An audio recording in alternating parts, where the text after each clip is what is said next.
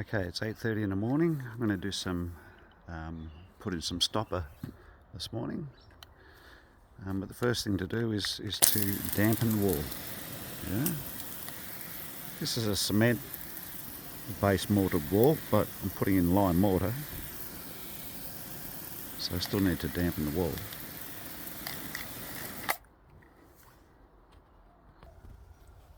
So we dampen the wall, wait for all this to sort of soak in, and all of this in here to soak in, and then maybe give it another spray, another dampen, and then wait for it to dry off and suck in a bit before you start applying your mortar, otherwise it will go everywhere.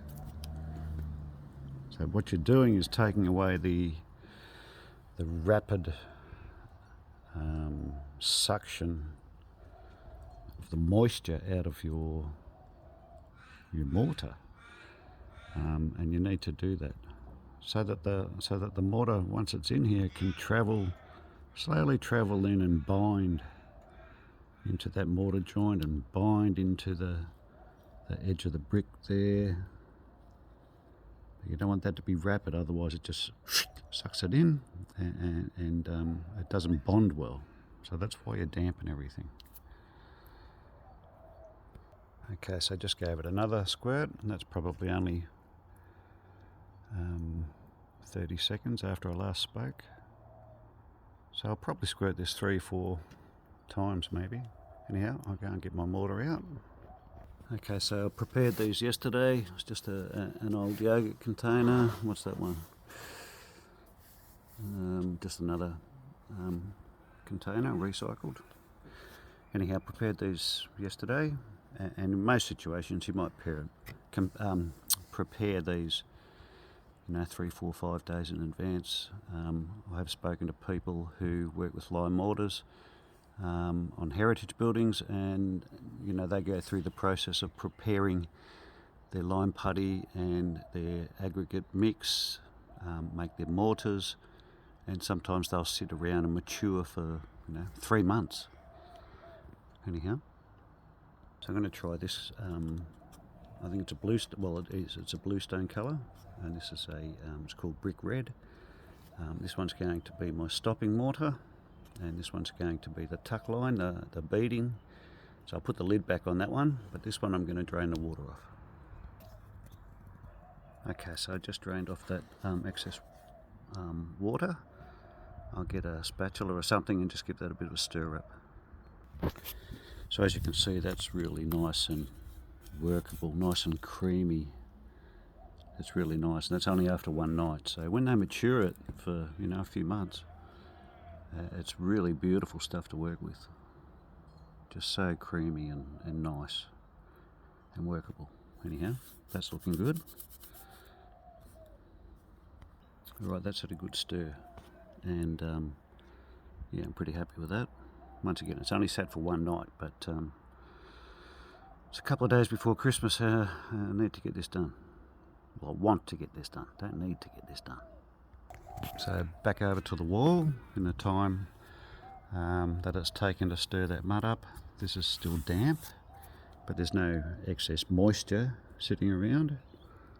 So I've still got to get my tools out, so I'm going to give this another squirt. Okay, just gave it another squirt. While I was doing that, I was thinking, so if you're working on an old building and it's lime mortar, you do have to do that gently. You don't want to be squirting in there where there's old lime mortars and blasting it all out. You just want a gentle spray and gentle soak. And don't rush it, that's the thing. Right, so just grabbed a handful of tools. I'll probably use that. I won't be using that at this stage. It's a handmade, homemade, just a little cheap camping knife I've turned into a little Dutch here, a little feeler, little poker, whatever you want to call it. That's my first attempt at making a French knife. Sorry, second attempt, I think. Anyhow, it's a bit too big, that bend. Don't need that, don't need that. I've got a couple of different sized Dutchies, feelers, pokers. I will definitely use one of them. I'll use that later to put my bead on. Here's one a good friend Duncan made. This is a nice little French knife, an old butter knife from his parents.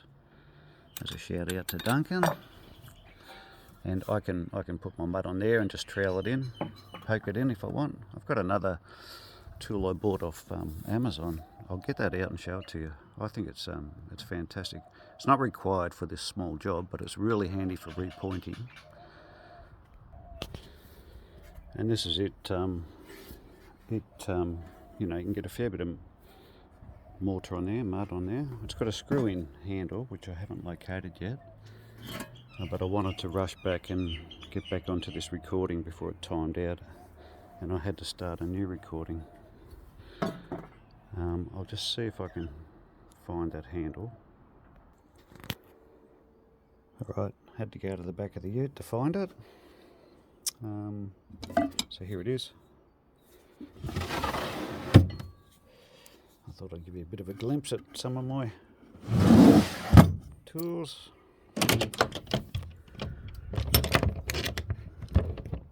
Pause. And I might as well do a little bit of free advertising while I'm at it. I'll pop these guys into Carl Smith, Nunawading. Really good little branch. Once again, Carl Smith, Nunawading. Building supplies, bricklaying supplies, sand, cement, lime. Okay, so I suppose you could call this a repointing hawk or repointing trowel. That's really handy. I'm not going to use it. Well, I might use it, but I won't be able to film it because I'm just going with my phone. Anyhow, I'll put some mud on there and put it into the wall. But before I do, back here on my little practice wall, I'm going to put some stopping mortar, the bluestone coloured mortar in there. That's what it's like in a real tuck pointing wall. So remember, it gets laid and then they dig it out a bit. That's on a bit of a 45, which I've seen on real buildings, real heritage buildings. Goes in like that and out like that on 45 sort of. So the stopping joint's going to go over the top of that. Just pretend that's not brown, that's just your grey standard. Well, back in the day it would have been pretty much a white lime bed joint that they laid all the bricks in. Yeah. And so I'm going to put some of the bluestone lime mortar mix that I've made as my stopping joint in that joint there, just a bit over a brick, and in this one here too. That's about 10 to 15 mil deep. These ones down here, that's where I practice repointing. They're about 25-30 mil deep. Yeah. So, stopping joint going there and there. I'm not touching them. Okay, so there's my repointing hawk or trowel or tool, whatever you want to call it. It's really nice. Hold it like that. Put it up against your wall. Yeah, and you can flatten it at the top. You know, you can squash that down so it's 5 or 10 mil thick or 15 or whatever, depending on your joint sizes. And you just peel it off, push it in. So we go up here, for instance. That's where I'm going to work. Push it in with my little pointer, Dutchie, feeler, whatever you want to call that. And it works really well. And this is for a right-handed operator. So the left-hand side's got the little wall there. Yeah, whereas the right-hand side's open and the front's open, obviously. So great tool, this one. I really enjoy working with it. Alright, so that's what's left of what you saw on my hawk. And there it is in the wall. So it's a really nice colour actually. I added a bit of black to this bluestone colour because I know when it dries out it's going to be a lot lighter, but I think that's going to work quite nicely. So you can picture that even with that sandstone beading might be nice. With an off-white beading might be nice, but we're going to have to wait and see what colour that dries. Yeah, so by late this afternoon, I think it's a 23-degree day here in Melbourne. So late this afternoon and tomorrow, which is the Monday before Christmas, we'll have a good look at that colour. That up there is a lot lighter, but it's come out to its nice colour. It's appealing colour now because it's been dampened. But once it dries out, it's more like that, and it doesn't sit well with these. So I'm hoping this one doesn't dry out too light. That's why I put a bit of black in it. Also, just to try and make sure the colour stays in it. Anyhow, so that's pretty much it. I'll just have a quick recap. Came out, I dampened the wall, probably did that. I'm not going to count, I'm not going to go back over and count it, and I'm not going to edit these videos. What you see, what I record is what you get. So dampened the wall a few times, went and got my mortar out, tipped off the water, stirred it up, that was all good. Came back, dampened the wall again, went and got my tools out. We had a look at the tools, dampened the wall again. Yeah, then I got my mortars out. We put it onto the hawk and played around a bit.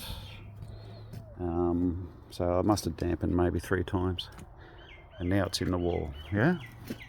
And that will dry fairly quickly. You don't want it to dry too quick. But as you can see, that's starting to dry off. Might just rough it up a bit. I don't want any smooth bits on it. And I'm not going to spread it all over these bricks because then I just have to clean it off. So just pretend or imagine that I'm doing tuck pointing. This surface through here, this top line of the bricks is where you lay your bricks to the string line, yeah? So that's usually the straight part. So you don't need much overspill of mortar here, but the whole idea of tuck pointing was because the bricks varied in size so much. They varied in height and they varied in length. So normally with tuck pointing you'll see a lot more mortar stopping joint on the bottom side of this brick, on the underside of the brick, and that's how they covered up all the irregularities of the bricks, the different sizing of the bricks. Yeah, so most of the stopping joint was on the underside of that brick, not necessarily on the top of this brick. On the top, I mean the top edge, not the top edge where it's laid to the string line. Yeah. But I don't want to do that here because I've got to keep cleaning the wall off. This will give you a good idea of tuck pointing anyhow. See this one, I've spread it all over the brickwork.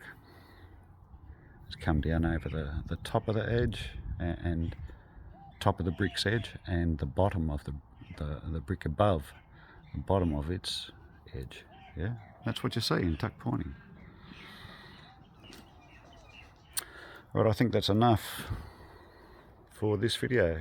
15 minutes, that's all right. You should be bored enough by now. Time for a rest. Go and have a beer, Christmas beer, or a coffee, or whatever. Merry Christmas, folks. Have a good year. I hope you enjoy these videos. Let me know if you do enjoy them by... I'm not going to have comments up. That will just sidetrack me too much. I'm just going to go about this the way I feel I should. So there won't be any option for comments, but if you like it, like it. If you like it so much and you think you've got mates that will benefit from seeing this, then share it and like it. And the other thing you need to do is subscribe. If you don't know how to subscribe, which I never knew how to do, you need to create an account with YouTube. So you need to log in, create a password, create an account, and that's how you're able to subscribe to different channels. All right, once again, Merry Christmas, and let me know if you enjoy these and you want to see more of these. Some will be long-winded, some will be short and sweet. I won't be editing all my videos. I haven't got time for that. I don't have the desire for that. So when I'm talking and I pause, it's because I'm trying to think about what I need to say and then saying it, because I don't want to be editing all the time. It's just going to go straight from my phone to an upload to YouTube. So quite quite organic. All right, ciao.